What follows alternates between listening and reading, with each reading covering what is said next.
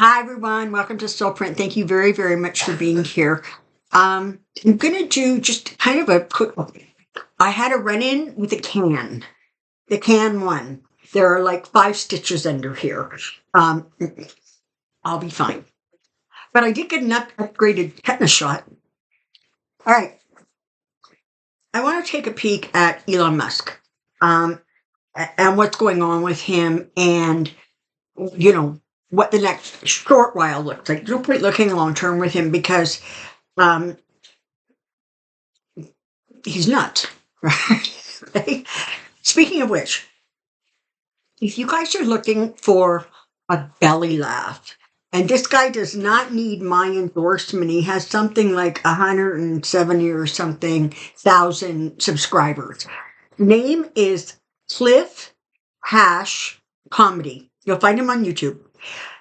There isn't much that makes me belly laugh these days, but this guy had me all but rolling on the floor. He is a liberal Southerner, and he's just if you're looking for a laugh, go check him out. All right, enough of that. So, what else happened recently? Well, somehow or another, war plans were sent to a group chat that didn't have, one of the people on it was like a reporter at the Atlantic or he's not even, he was higher than a reporter. Apparently, Hillary Clinton also got it. So, this is the kind of incompetence that is going on in the White House. Now, listen, and this isn't Elon Musk, I don't think, but what you have is idiots running the idiots. And so the things that just would never, ever have happened in any other administration are so run of the mill that we almost don't react to them anymore. And one of the things that we're having a hard time kind of reacting to because we get inundated is all the crap that Elon Musk is doing. And first of all, the numbers are exaggerated, so he's making it seem like he's much more amazing than he is. So, they cut something, right? And they save 18 million, 20 million. Just think about that for a second. Now, in Canada, and I'm going to have to relate it to Canada, and I'm sure you guys have some sort of equivalency in America. Oh, in the States. Somebody made a comment about people referring to the United States as America. And everybody I know refers to it as the States. Unless, like I said, I just slipped there. In any case, where was I going with this? In Canada, we have something called a goods and service tax. Okay? It is a 5% tax that is just on everything. I think the only thing that it's not on is like essential food items. And it's really wonky, right? Because if you buy a dozen donuts, as an example, you don't get charged GST, but if you buy 2, you do. But it's easy to say that almost everything gets charged GST. 5 cents on a dollar. Think about that. There's 44 million people in Canada. And by and large, on a daily basis, they're consuming something. So you have 5 cents of every dollar funneling straight into the government, day by day, hour by hour, minute by minute. How much money do you think is rolling in? Now you multiply that by 10 for the United States. And as I said, I don't know what tax system you do or don't have. But the reality is when you're talking about 5 million, 10 million, 50 million, for a massive country and a massive government, it's peanuts. It would be like us, losing $5. Okay?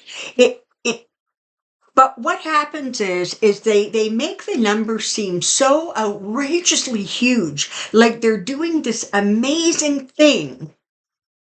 And if you don't take a step back and think about the amount of money that they are working with, it sounds outrageous. I mean, that you said it. I'm not going to quote money figures because they're going to be wrong because I don't know what they are. But it was a lot of money, and there was this big whole deal. But apparently, it was like less than 0.1% or something of the entire U.S. budget. So what I'm saying is, don't get wrapped around some of these numbers because, in fact, he's not accomplishing a whole heck of a lot. Now, listen, I understand that Medicaid and Social Security are being threatened. That's not kind of where I'm going with this. But what I'm saying is that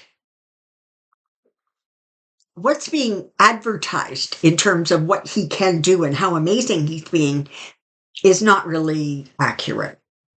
So let's pull back. Obviously, I'm not going to be shuffling cards. So I'm going to do a bit of an energy read on Elon Musk. And I have to tell you, I'm actually sure that I read specifically on him before. I think I must have. But in any case, it's not an energy that I normally, dip into. So let's see what we find out, shall we? So, Spirit, I want to know about Elon Musk. I want to know how he's doing, how he's handling the disaster that is Tesla, how he's coping with the fact that every time he sends a rocket up into space, it blows up. How is he coping with the degree and the level of hate that is coming from him, not only from the American people, but from people around the world? I mean, it's not just the people in the States who, are trying to get rid of their Teslas. That's going on everywhere. They're canceling their orders. They're not buying them. That's a direct reflection of what people think of him, okay? And what they think of what he's doing. I did not know this, but apparently, I mean, he's South African. We knew that. But apparently his dad was an emerald. He was like an emerald miner. And I don't think he was the guy that went underground with the hard hat and the pick, okay? So he comes from a very privileged background. Sound like somebody else who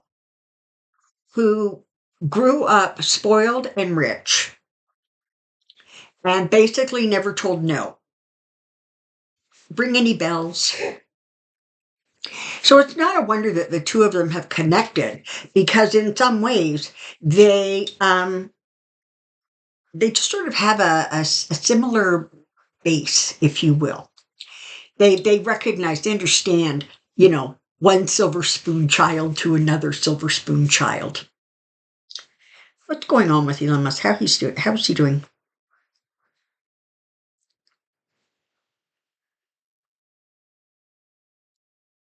Okay. I don't know what this person's medical condition is, and I'm not a doctor and I'm not diagnosing, and as we all know, this is for entertainment purposes only. Anything I say is sort of alleged. But his system is revving really, really fast.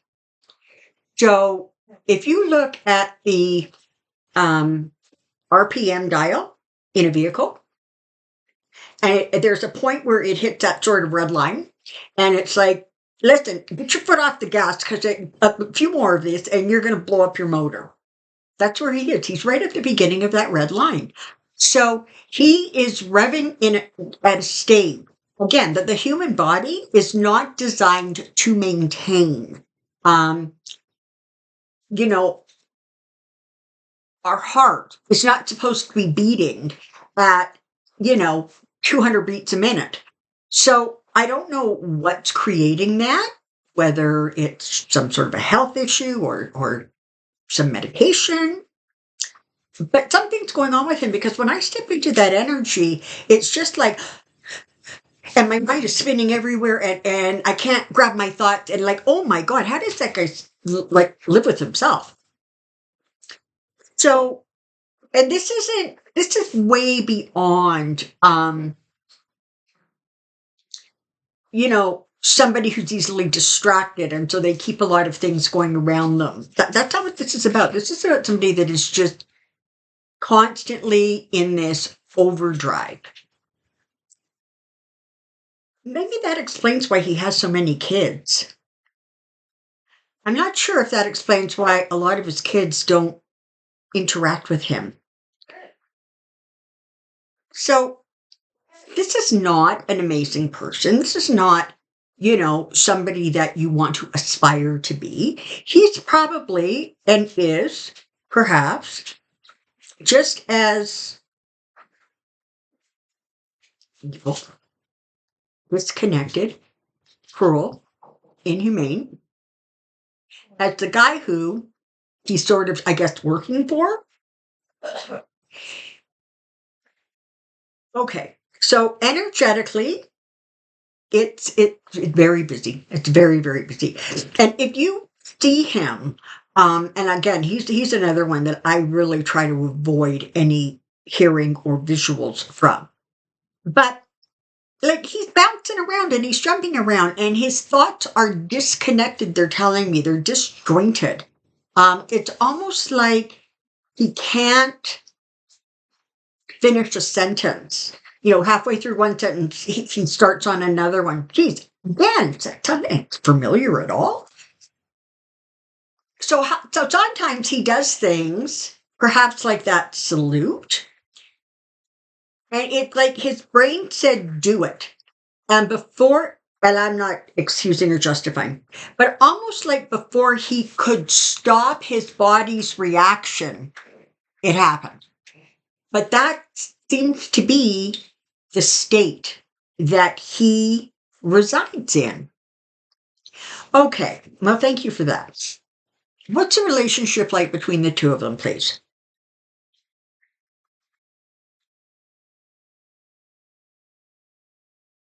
Okay. It's a little bit like a romance, okay? Um, Donald idolizes him because he's very wealthy. And that is, of course, one of the biggest aspirations. And in fact, I think maybe the only aspiration at 45. So there's that. The other side of it is that EM idolizes 45 because of the perceived power and influence of the office of the presidency. So you have two men who sort of come from similar enough backgrounds where there's an understanding, okay? And then you take that and you add this almost like infatuation with what the other one has. And what do you get? You get what you have. So the problem is that we all know that 45 gets really, really cranky when somebody is getting more attention than him. But you know what? I think one of the things that we're now seeing is that if the person is getting flack for things that, frankly, should be on the president's desk, right? 45 is okay with that. So as long as he continues to, get the shrapnel thrown at him, they're going to continue to get along okay. But I'm being told that as we move through spring and into summer, you're going to see like cracks in the foundation of their bromance starting to appear publicly. Okay. I think listen, 45's Tesla commercial in front of the White House with, that row of cars, that didn't boost sales. It wasn't helpful. And so at some point, Um, they're not going to be able to sort of satisfy the other person's fantasy.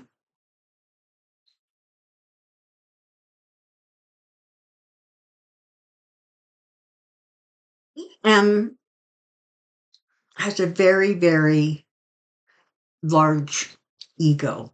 Okay. I am sure if there were psychiatric assessments done on both individuals, when you compared the words or the titles or the diagnoses, is that even a word? Anyways, you would see a lot of commonality between the two. So I guess maybe in some ways he's more just like a more energetic 45. Um, so the things that apply to one apply to the other. So you're talking about no empathy. You're talking about cruelty. You're talking about literally pleasure from hurting or harming people, particularly ones that are not, you know, in the same stratosphere as you live in. Because they're not really human beings. They're just, I don't know, like drones or something. But they actually don't see them as people that are the equivalent, that are the same as them. So, sorry, as we go through spring and summer, you're going to start to see some foundational cracks there. They're telling me that the courts are going to continue to push back against the things that Doge is doing and the things that's coming out of the White House, all of these executive orders that are somehow being treated as written law. I'm also hearing, and this, frankly, I'm telling you, I find this a little hard to believe based on history, but you never know. As we move further into the year, and listen, I know that there is energy around him not even being in office by the time we get to September or October, November. I'm not discounting that. But what I'm saying is, if he is, if he's still in there, um,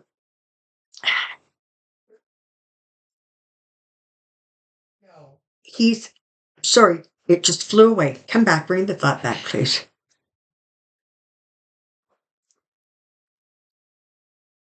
Thank you. As this nonsense, as this craziness continues to unfold, and even the courts are pushing back, as his numbers continue to tank, he's underwater with his popularity now, as it is.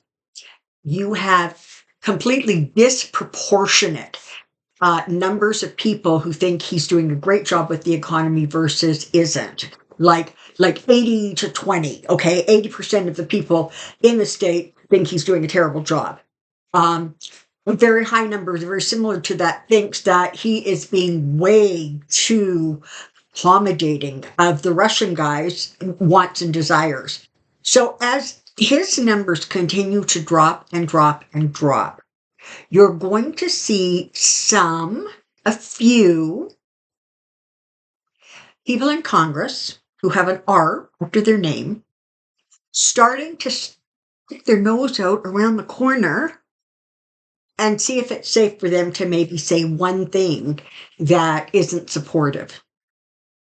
In part, they're being humiliated by their constituents. They're being humiliated by the Democrats who are going into really, really, really red districts and having thousands of people come to a town hall. I don't know about town halls, but I'm going to say that the average Republican in the average small town doesn't have thousands upon thousands upon thousands of people that come to, a town hall. So you're going to see this sort of slow breaking apart. But this is the thing that this is sort of the message that they want me to give to you. As this period of time that we're in unfolds, so literally from now until the end of April, let's say, there's going to be some things happen that are like explosive in terms, and like, listen, I'm sorry, but like releasing war plans, that's got to qualify as one of them. I mean, what the hell is going on there? But there's going to be sort of explosions, things that happen. And I don't mean like physical explosions, like something blowing up. I'm talking about explosions where the administration's competency is questioned, where literally national security is at risk, where behaviors create not a constitutional crisis that some people see, but a constitutional crisis that the vast majority of people see. So there's going to be these events, and they are going to impact how those two men interact with each other, and more, as the things he's doing keep getting booted out of the court, saying you just can't do that. Reverse it and reverse it right now. He's going to lose, I think from 45's perspective, it's like he's going to lose some of the I can get it done, I'm strong, I'm tough, I'm pushing ahead, I'm going forward. That sort of energy. But 45 is going to start to see that it is receding, that he doesn't have it. And there is also, you're going to see some issues there. If the two of them are still around towards the end of summer, don't be surprised if reporters are asking him things like, do you still have confidence? Which we all know is sort of the buzzword for, this guy's like on the ropes, right? So you have somebody in him who is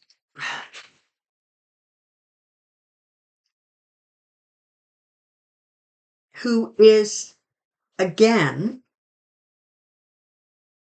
not exhibiting a lot of human and humane characteristics.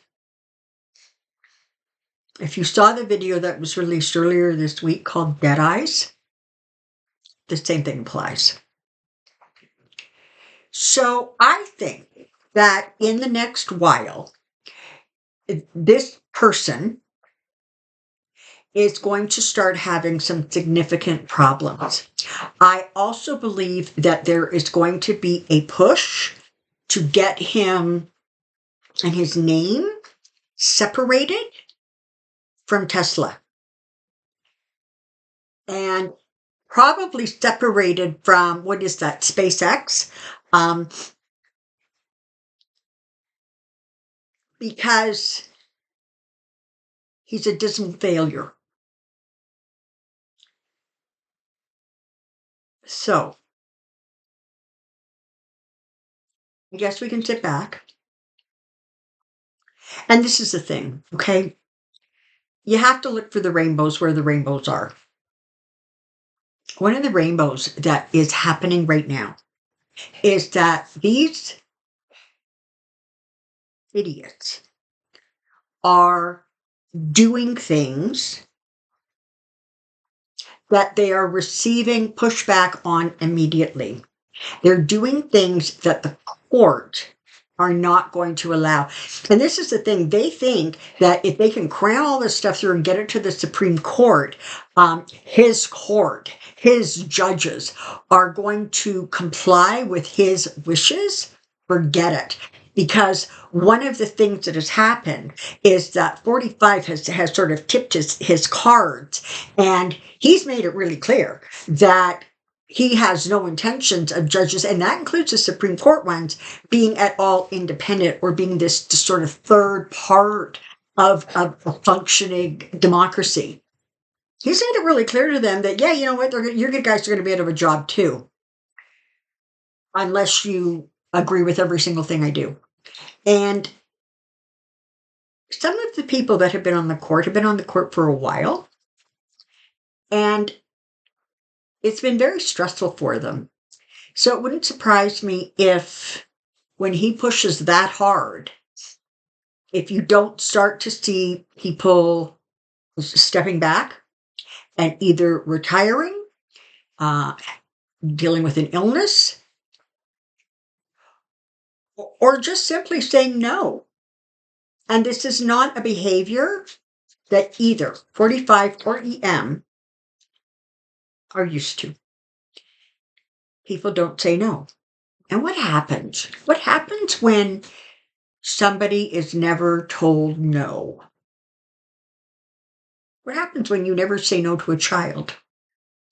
They become a brat because they have no boundaries. They have no almost reference to what is and is not right, what is and is not acceptable.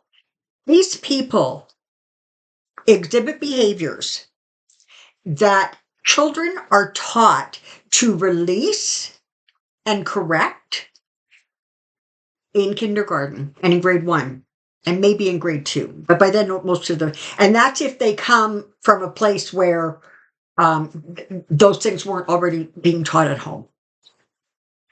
So what you have are two powerful, spoiled men who have incredibly inflated ideas about just how special they are. Time is going to show both of them that they are not so special, and that what goes around comes around, and that sometimes you push hard enough that somebody pushes back with more force. That's what I know about that. Thank you for being here at Soulprint. I so appreciate, I'm so grateful for all of your support. Questions for Pendulum Friday in the comment section below, please. And until next time, take care and be well. Bye for now.